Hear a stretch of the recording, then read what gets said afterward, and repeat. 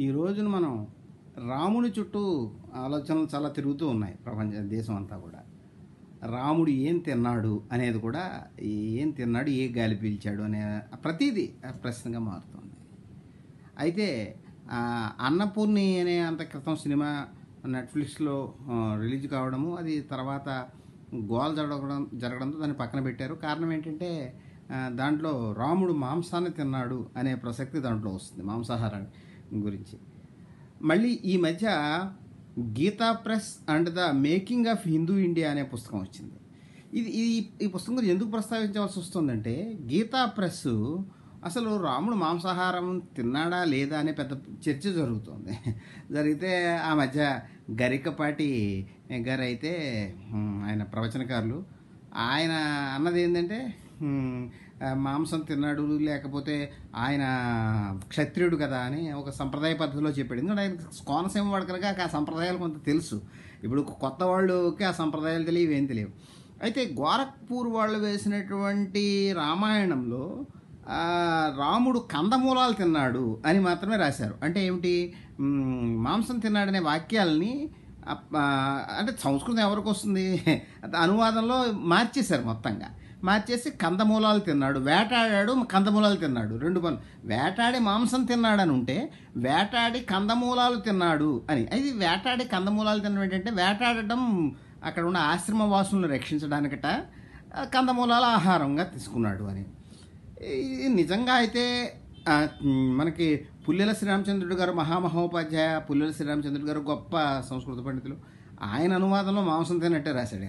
ఆయన పుస్తకాలు విచిత్రం ఏంటంటే బ్రాహ్మణులు తినే మాంసాహారం ప్రసక్తి కూడా ఉంటుంది. సరే, ఇప్పుడు రాముడు మాంసం తింటే, ఇప్పుడు రాముడు అంటే క్షత్రియులు మాంసం తినటం అనేది మామూలుగా సంప్రదాయంగానే ఉంది. కంచి పరమాచారి కానీ ఎవరు కానీ చెప్పడం ఏంటంటే, బ్రాహ్మణులు మాంసం తినకూడదు, క్షత్రియులు ఈ ఆహారం తినాలి. ఇది కూడా ఈ స్ట్రిక్ట్ రూల్ కూడా అన్ని చోట్ల ఉన్నట్టు ఉండదు. కొన్ని సందర్భాల్లో యుగాంతరాలలో, అదే దానికి ఏమని చెప్పారంటే, యుగాంతరాల్లో బ్రాహ్మణులు మాంసాహారం తినేవారు, ఇప్పుడు తినరు అని అంటారు. సరే, కొన్ని ఈ మాట కూడా అన్ని చోట్ల చెల్లదు. ఉత్తరాదిన కానీ సారస్వత బ్రాహ్మణులు కానీ అనేక ప్రాంతాల్లో మాంసాహారులే. బెంగాలీ బ్రాహ్మణులు మాంసాహారులే, వాళ్ళు చేపలు అవి తింటారు కొంత. అందుకని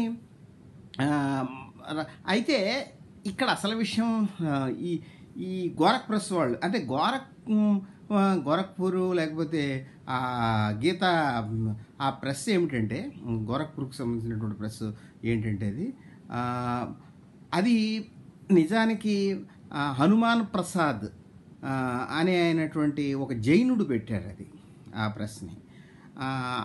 ఆయన బ్రిటిష్ టైంలోనే అది పెట్టాడు. ఆయన ఒక పత్రిక, కళ్యాణ్ అనే పత్రిక కూడా నడిపేవారు. ఆయన పెట్టారు అది మొట్టమొదట. ఆయన ఒక జైనుడు. విచిత్రంగా ఆ జైన రామాయణాలలో రాముడు అసలు యుద్ధమే చేయడు. జైన రామాయణం ఉంది, దానిలో రాముడు యుద్ధం చేయడు అసలు.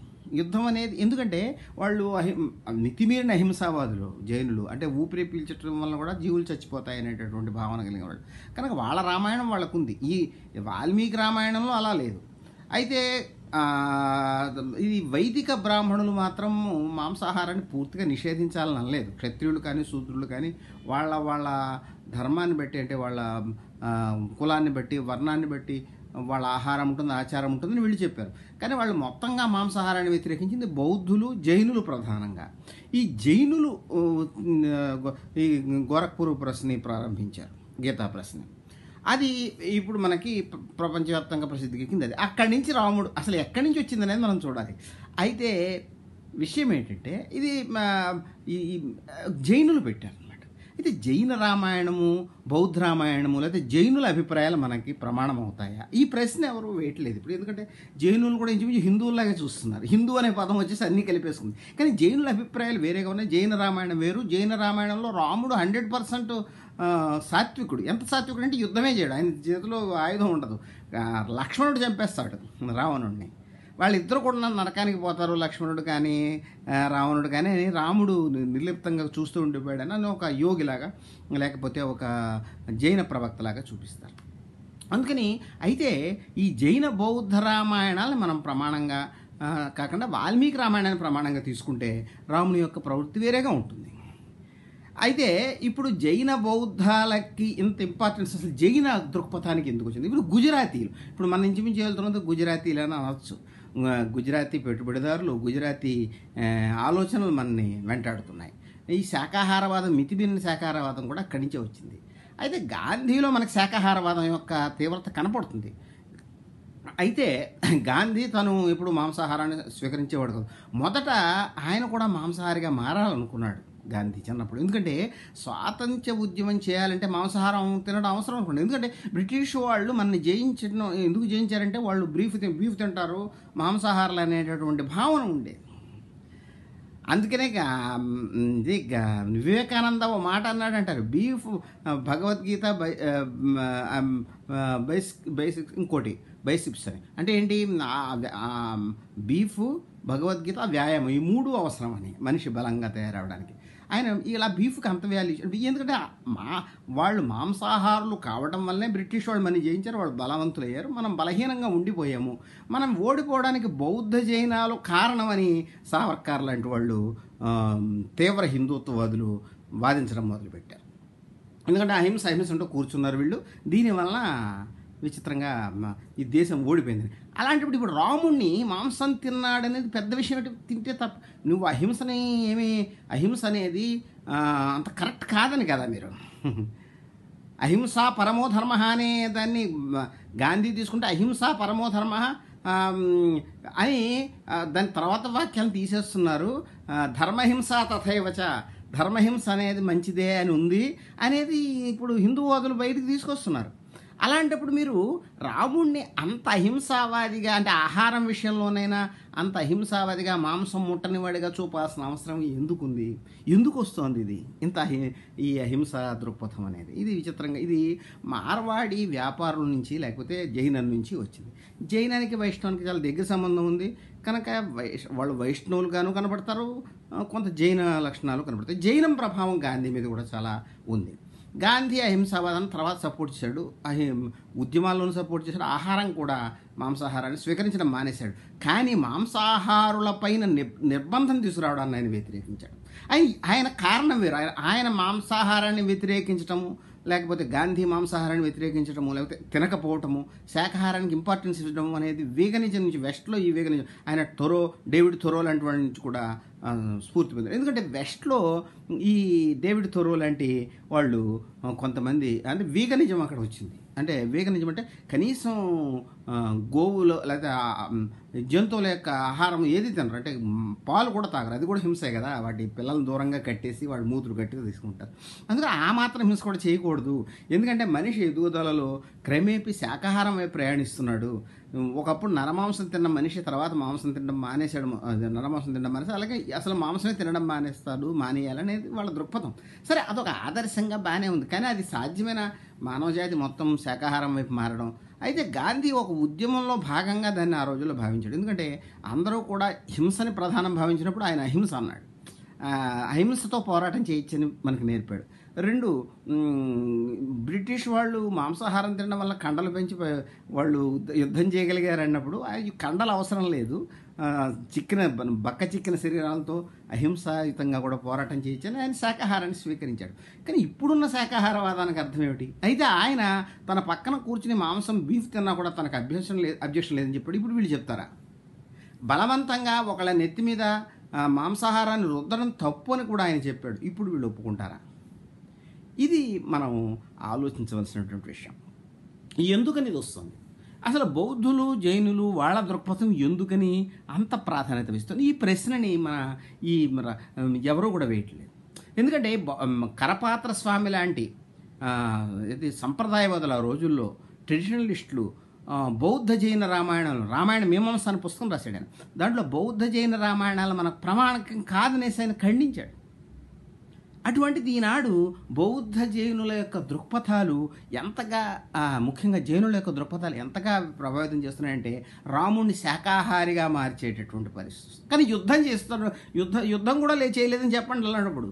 మరి జైన రామాయణాల్లో ఉంది కదా అసలు యుద్ధమే చేయలేదని. అక్కడికి అది చేయటం లేదు వీళ్ళు. అంటే ఒక మోనోపలీని స్థాపించడం కోసం, ఒక హిందుత్వం అనేటటువంటి మోనోపలీని స్థాపించడం కోసం సావర్కరైట్లు చేస్తున్నటువంటి కృషిగా ఇది కనపడుతుంది. ఇది ఒక కొత్త మార్గంగా కనపడుతుంది.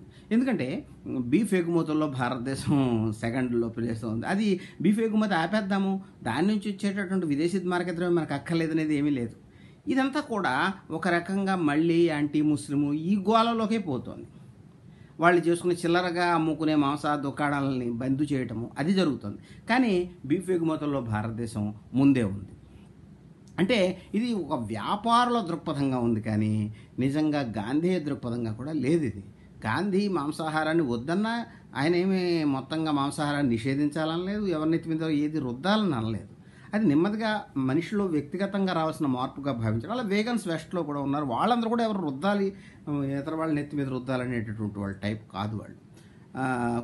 అందుకని ఇదంతా కూడా ఒక రకంగా ఫాసిస్ట్. ఇప్పుడు సావిత్రీదేవి అని ఆవిడ భారతదేశాన్ని చాలా లైక్ చేసింది. లైక్ చేసి ఆవిడ ఇక్కడ ప్రకృతిని పూజిస్తారు, ఇది అది చాలా గొప్పగా చెప్పుకొచ్చింది. ప్రకృతి దేవతలను పూజిస్తారు, ప్రకృతికి వాల్యూ ఉంది, మనిషిని పైన నిలపరు, జంతువులను కూడా ప్రేమిస్తారు భారతీయులు, జంతువులను కూడా పూజిస్తారు, హనుమంతుడనో మరొకటనో భైరవుడనో పూజిస్తారు. ఇది చాలా గొప్ప కల్చరు, ఇది ఒక ఆర్యన్ కల్చర్ అనేసి ఆమె చాలా ఇదవుతుంది. అయితే ఆమె చివరికి వాళ్ళని వ్యతిరేకిస్తుంది. అంటే హిట్లర్ని పూజిస్తుంది. హిట్లర్ శాకాహారి కనుక మనకు ఇది బౌద్ధ జైనం యొక్క క్షీణ దృక్పథంగా ఇది చెప్పవచ్చు. అయితే మనకు అసలు శాకాహారవాదం అనేది డెవలప్ అవడానికి బౌద్ధ జైనాల ప్రభావం చాలా ఉందని అంటారు. మనుస్మృతి అంటారు, కానీ మనుస్మృతిలో ఒక శ్లోకం, విచిత్రమైన శ్లోకం ఉంది. నమాంస భక్షణే దోష నమధ్యే నచమైధునే అని. మాంసాహారం కానీ మద్యం కానీ తప్పేమీ కాదని. ఎందుకంటే వేదంలో కూడా వాటి ప్రసక్తి ఉంది. కనుక మాంసాహారాన్ని మొత్తంగా నిషేధించాలనేది మనకి బౌద్ధ జైన ప్రభావం నుంచి ఎక్కువగా వచ్చింది. బర్మా ఉపన్యాసంలో గాంధీ, ఈ అంబేద్కర్ కూడా అంటాడు, బర్మా వెళ్ళాడు అప్పట్లో, మీరు ఈనాడు గోవధ నిషేధం ఎందుకు అంటున్నారంటే బౌద్ధ ప్రభావము, బ్రాహ్మలు ఒకప్పుడు బౌద్ధంలో చాలా ఎక్కువ ఉన్నారు, ఈనాడు దాని ప్రభావం కూడా ఉంది, గోవధ నిషేధం అంటున్నారంటే అదే అంటాడు. అయితే ఈ మోడర్న్ ఉద్యమాలన్నీ కూడా చివరికి మరి ఈ ప్రశ్నని ఎవరు వేయట్లేదు. నువ్వు రామాయణాన్ని, వాల్మీకి రామాయణాన్ని ప్రధానంగా తీసుకుంటే జైన భావాలతో వచ్చిన రామాయణం, లేకపోతే రాముడు, అటువంటి రాముడి పాత్రాన్ని నువ్వు లైక్ చేస్తావా అని క్వశ్చన్ వేయట్లేదు. ఎందుకంటే ఈ ప్రోగ్రెసివ్ థింకర్స్ కూడా బుర్ర తక్కువ. వీళ్ళు అసలు అంతా ఈ హిందుత్వాన్ని వ్యతిరేకించడం వీళ్ళు ఇక్కడ మొత్తంగా ఫెయిల్ అయిపోతారు. ఎందుకంటే నువ్వు వాళ్ళకి ఏమిటంటే మళ్ళీ బౌద్ధ జైన యొక్క ప్రభావాలు, వాటి నుంచి ఈ దృక్పథం ఎలా వచ్చింది, ఎలా మలుపులు తిరిగిందనే చెప్పేటటువంటి శక్తి వాళ్ళకి లేదు. హిందుత్వవాదులు ఏం చెప్పారో వీళ్ళు అదే పాట పాడతారు. అంటే బౌద్ధ జైనాల నుంచి అటువంటి ప్రభావాలను తీసుకుని వీళ్ళు దాన్ని రియాక్షనిజంగా మారుస్తున్నారు, కాదంటలేదు. ఇప్పుడు ఈనాడు అందరి నెత్తి మీద శాకాహారాన్ని రుద్దడానికి ప్రయత్నిస్తున్నారు. ఒక రాజ్యంగా మాత్రం ఎప్పుడు మారిందో అది, అంటే దాని వెనకాల ఒక జైన దృక్పథం ఉంది. కానీ జైన దృక్పథాన్ని గాంధీ చాలా పాజిటివ్గా మార్చాడు. అంటే గాంధీ నేషనలిజంలో, ఇంపీరియలిజం మీద, సామ్రాజ్యవాదం మీద పోరాట రూపంగా వాళ్ళ ఉపవాసం కూడా ఎక్కువగా చనిపోయేంత వరకు ఉపవాసం చేస్తారు జైనులు, అవన్నీ తీసుకున్నాడు. అలాగే శాకాహారాన్ని తీసుకున్నాడు. అవన్నీ బ్రిటిష్ వారిని లేకపోతే కలోనియలిజాన్ని నిలువరించడానికి, హింస సమాధానం కాదు అని చెప్పడానికి, అహింసాయుతంగా కూడా పోరాటం చేయొచ్చు అని చెప్పడానికి ఆయన ఉపయోగించాడు. అది మార్టిన్ లూథర్ లాంటి వాళ్ళని కూడా ప్రభావితం చేసింది. కానీ హిందూ నేషనలిస్టులు చేస్తున్న దానికి ఒక రకమైన వక్రీకరణ. హిందూ నేషనలిస్టులు చేస్తున్నది వక్రీకరణ. ఎందుకంటే సావర్కర్ ఏమన్నాడంటే బౌద్ధులు, జైనులు, బ్రాహ్మణులు అందరినీ కలుపుకుని ఒక యాంటీ ముస్లిం టెండెన్సీ కలిగినటువంటి ఒక హిందుత్వాన్ని క్రియేట్ చేయాలని చూశాడు. సావిత్రీదేవి కూడా ఇక్కడ అంతా మెచ్చుకుంటూనే ఒక రకమైనటువంటి హిట్లరైట్ లేకపోతే నాజీజాన్ని హిందుత్వగా మార్చడానికి ప్రయత్నించింది. ఆ భావజాలం నుంచి ఇప్పుడు అందరూ కూడా ప్రభావితం అవుతూ ఈనాడు చర్చిస్తున్నారు. దాని నుంచి ఈ సినిమా నిషేధించాలి, అసలు భారతీయ దేవతలందరూ కూడా శాకాహారులే అనే కొత్త వాదాలు వస్తున్నాయి. మరోవైపు బీఫ్ ఎగుమతులు కానీ, మాంసం అమ్మకాలలో బిజినెస్ మెన్ యొక్క పాత్ర కానీ దాన్ని ప్రశ్నించట్లేదు. అది గుజరాతీలు కానీ ఎవరు కానీ అంత పెద్ద ఎత్తున మాంస ఉత్పత్తులు చేయటం, వాటిని తరలించటం, దాని మీద ధనం గడించటం, పార్టీలకు ఫండ్స్ ఇవ్వటం, వీటిని క్వశ్చన్ చేయట్లేదు. ఈ వైరుధ్యాలన్నీ కొనసాగుతున్నాయి ఇప్పుడు.